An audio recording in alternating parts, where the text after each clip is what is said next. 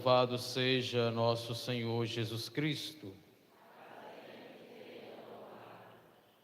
Vejamos que pela narrativa do Santo Evangelho que nós acabamos de rezar, de ouvir, narra para nós um triste episódio, que foi o chamado martírio daquele que foi o precursor de nosso Senhor Jesus Cristo, João Batista. Herodes, ele manda matar, decapitar a cabeça de João Batista por uma exigência de uma jovem que foi influenciada pela sua mãe por causa de uma vida adúltera que ambos viviam. Ela já era casada com o irmão de Herodes e eles tinham um certo relacionamento. Primeiro, diante dessa narrativa do Santo Evangelho, eu quero trazer 3 pontos fundamentais desse Santo Evangelho para nos ajudar a rezarmos e também a compreendermos o que Deus tem a nos dizer. E uma segunda parte, eu gostaria de fazer então um paralelo entre o Santo Evangelho que nós rezamos com o tema desta noite que nos é proposto. Primeiro que, olhando para o Santo Evangelho, a verdade, ela incomoda. Já repararam? A verdade, ela incomoda. João Batista, ele foi morto justamente por isso, por dizer a verdade. Ali, João Batista exerceu também o papel do profeta Jeremias, um jovem, que vai dizer, tenho que anunciar, mas também tenho que denunciar. E foi justamente por isso, por dizer a verdade a Herodes e também a sua amante Herodíades, é que ele foi morto. Ele denunciou o pecado de Herodes, mexeu na sua ferida. Nesta atitude, João o Batista, ele não teve medo de perder a sua liberdade e também não teve medo de perder a sua vida por dizer o que era certo. Veja que às vezes também isso acontece com a gente.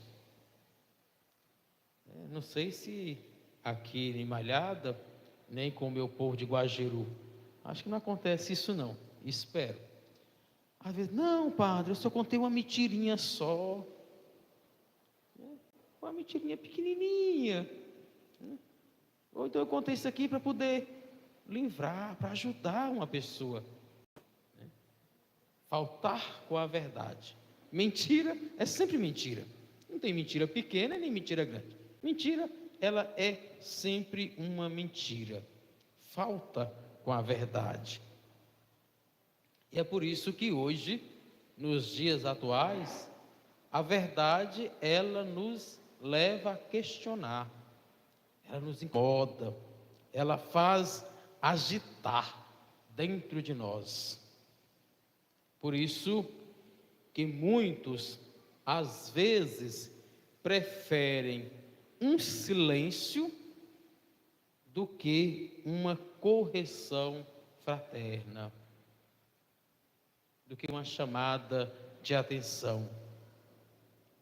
E assim, irmãos e irmãs, à luz do Santo Evangelho, por fidelidade à palavra de Deus, a mensagem que nos é anunciada através do Santo Evangelho, nós também somos chamados a sermos profetas da verdade, anunciadores da boa nova, viver de fato a verdade. Jesus, o bom pastor, ele vai nos ensinar isso. Quando ele diz, entre um dos 7 eu sou de Jesus pelo Evangelho de João, ele vai dizer, eu sou o caminho, a verdade e a vida. Um segundo ponto que o padre gostaria de rezarmos juntos, o cuidado para não cair no vício de um poder que nos corrompe. Isso é uma erva daninha nos dias atuais. Veja que Herodes sabia plenamente que João dizia a verdade.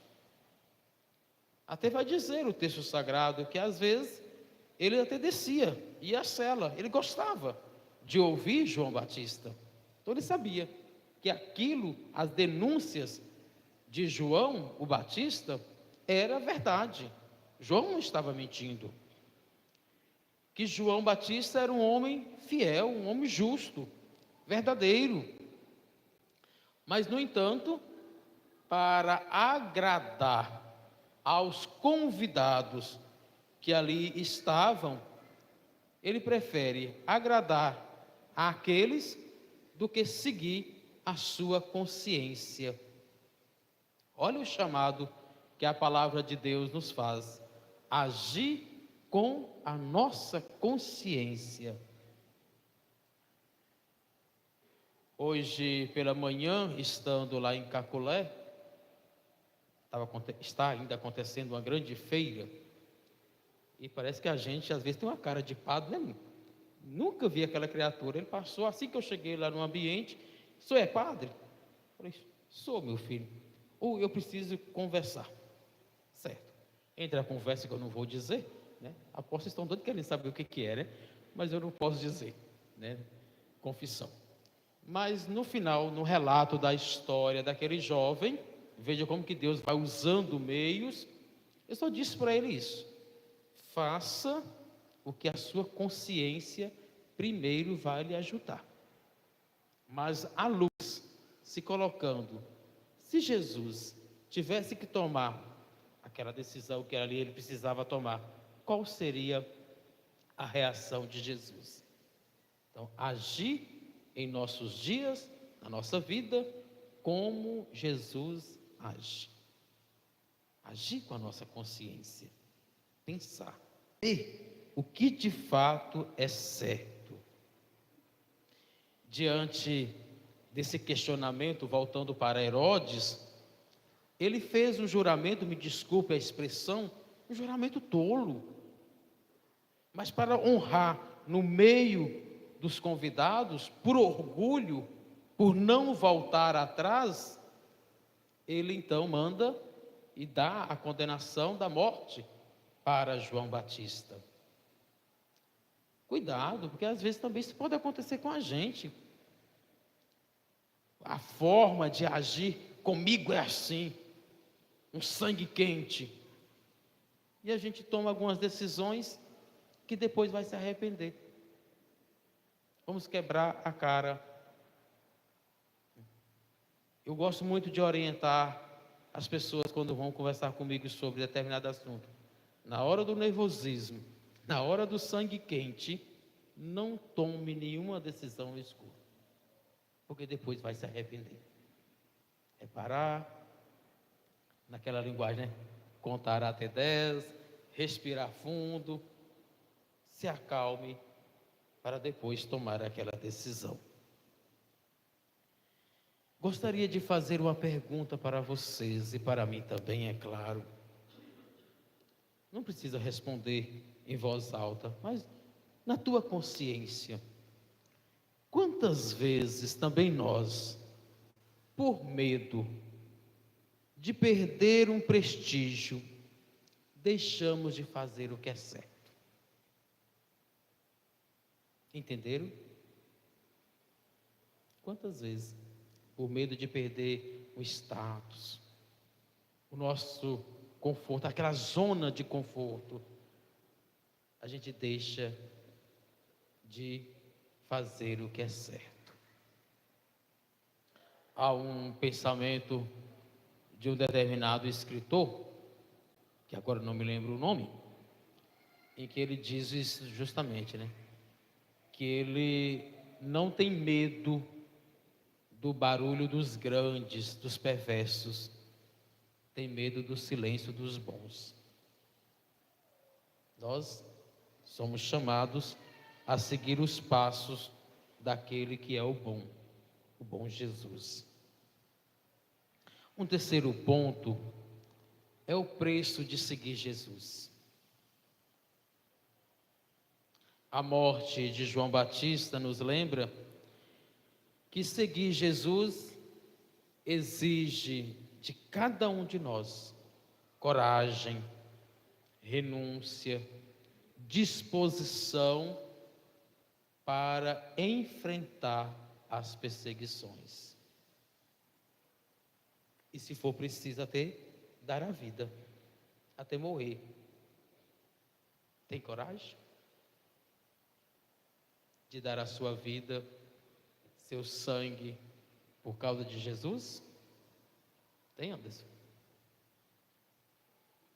Tem, Rafael? Tem, Gabriel? Tem, Marcos? Tá bom. Então, se for preciso, dar a própria vida. Jesus não prometeu para nenhum de nós que a vida cristã é um mar de rosas, que não vamos ter dificuldades no nosso dia a dia, que não é pelo fato, né, irmão, que o Senhor, eu, como ministro ordenados, o bispo impôs as mãos em nossas cabeças, aquele programa de antigamente, Caceta e Planeta, Tabajara, seus problemas acabaram. Parece que aí que aumenta, né?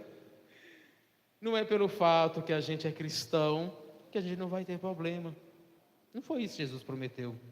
Alguns irmãos nossos prometem: venha para cá, para a nossa igreja, seus problemas acabaram. O que Jesus prometeu?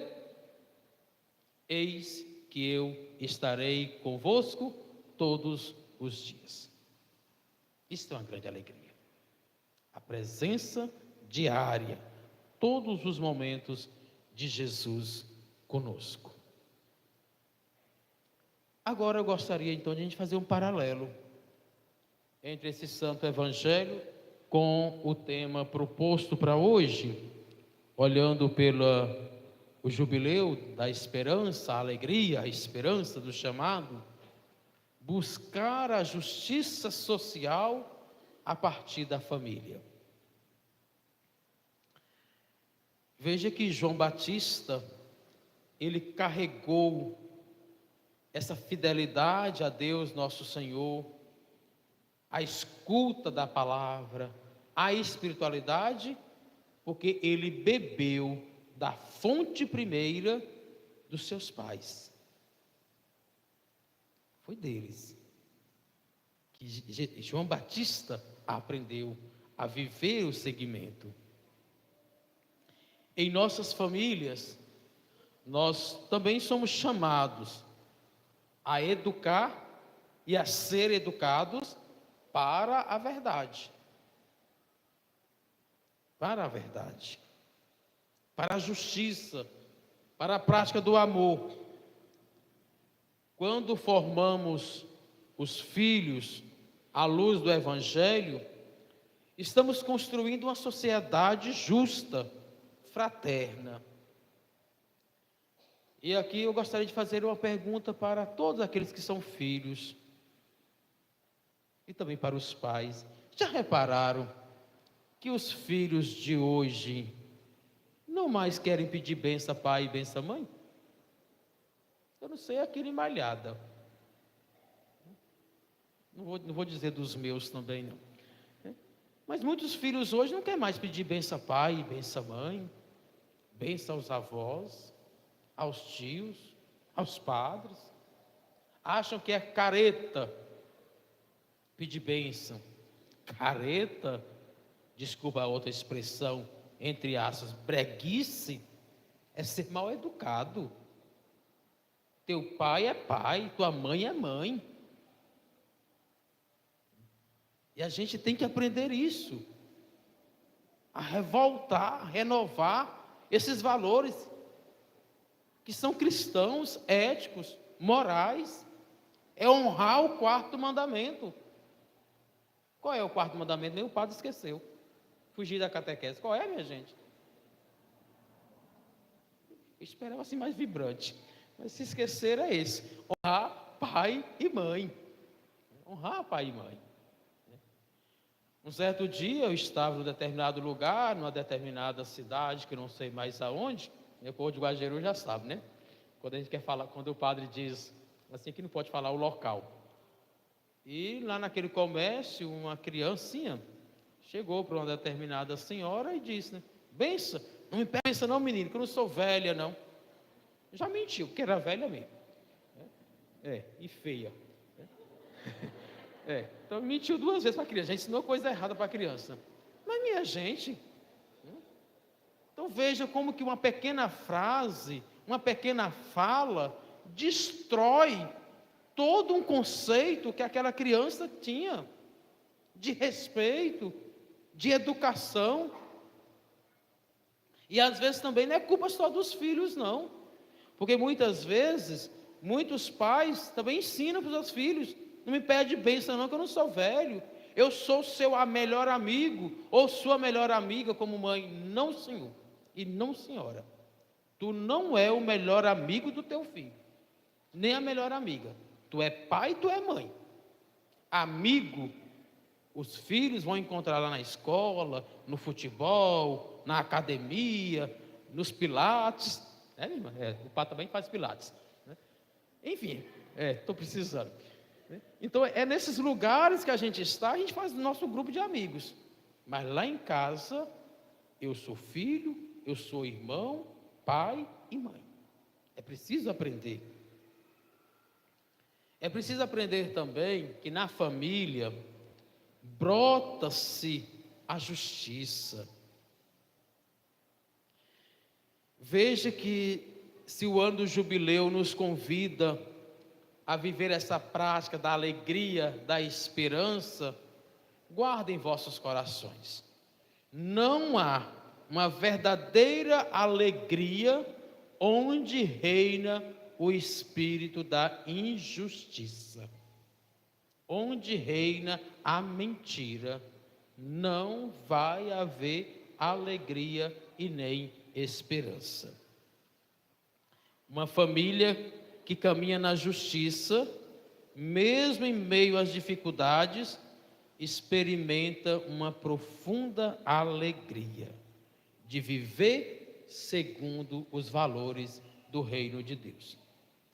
Se o padre não tivesse delongado um pouco mais na homilia, eu ia jogar para vocês agora, nós íamos cantar uma canção, não que eu ia cantar, porque eu sou super desafinado, mas quando eu soube que era Rafael que ia cantar, canta melhor do que eu, foi do jeitinho que eu ensinei para ele, mas depois vocês ouçam na casa de vocês, usa a internet pelo bem, Padre Zezinho, Famílias do Brasil, um lar aonde os pais ainda se amam. Linda essa canção, e bem como todas as canções de Padre Zezinho, são uma verdadeira catequese. Ouça, e de preferência, senta a família. Lembre, nós que somos mais velhos, lembre daquele tempo que pai e mãe não tinha televisão, não tinha WhatsApp, sentava lá na sala, ia contar os causos, as experiências. Como era bom quando eu lembro, meus pais são pernambucanos, ia contar as histórias lá do Pernambuco, daquela época de crise, de fome que eles passaram. Hoje o WhatsApp tem roubado isso da gente. Hoje a família não mais se dialoga, irmão. Outra vez, estando numa determinada casa para jantar, não foi na casa da senhora não, né? Jantei lá hoje, né? E me assustei. A mãe lá atarefada na cozinha preparando o alimento e os filhos estavam ali perto de mim, a gente conversando. E o celular da filha tocou. Tu, tu, tu, tu. Eu vi o áudio. Filha, vem aqui na cozinha ajudar a mamãe. Criatura, porque meio que tu não gritasse lá da cozinha. Ô filha, vem aqui desgramada, me ajudar. Mas pelo menos conversasse. Veja, a mãe da cozinha, para chamar a filha, que estava lá na área, a gente conversando, mandou uma mensagem no WhatsApp. É o fim dos tempos. Mas tudo bem. Deus converte. Minha gente, tinha outras coisinhas aqui para a gente poder conversar, mas vamos deixar, né? Porque senão vai delongar demais. Aí nunca mais o padre vai chamar o padre Ademilson para vir aqui na paróquia. Vocês vão assustar quando falar, padre Ademilson, não vou, né?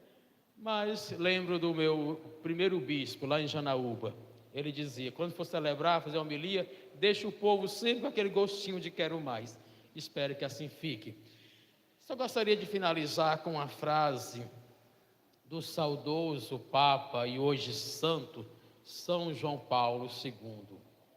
Ele, por ocasião do encontro nacional com as famílias, ele escreveu uma bela encíclica, Familiares Consórcio. E lá no 3º capítulo, no 4º, o título é justamente esse: Família, torna-te aquilo que és. Família, não perca o essencial da vida de vocês. Família é bênção, família é graça, família é um grande presente de Deus para a sociedade.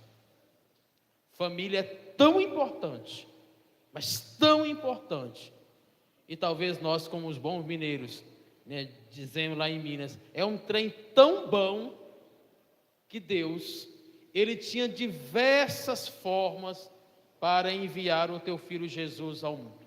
Tinha diversas, mas Ele quis justamente que Jesus viesse pelo seio de uma família. Por isso, minha gente, louvemos e agradecemos a Deus pela família que nós temos. Talvez a gente pense, não é a melhor.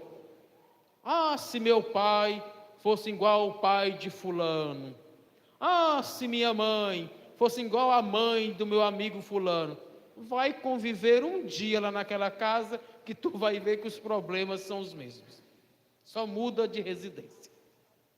Mas é lá, na minha casa, na tua casa, que nós somos chamados a sermos canal da graça de Deus, sinal da salvação. Uma das missões da gente. Você como esposo, você como esposa, como filhos, você tem a obrigação de rezar pela santificação da sua família. Peçamos pela intercessão do Senhor bom Jesus, excelso padroeiro desta paróquia, dessa cidade, que a gente, de fato, possamos sermos verdadeiros discípulos de Jesus, anunciadores da boa nova, da verdade, a exemplo de João Batista. Louvado seja nosso Senhor Jesus Cristo.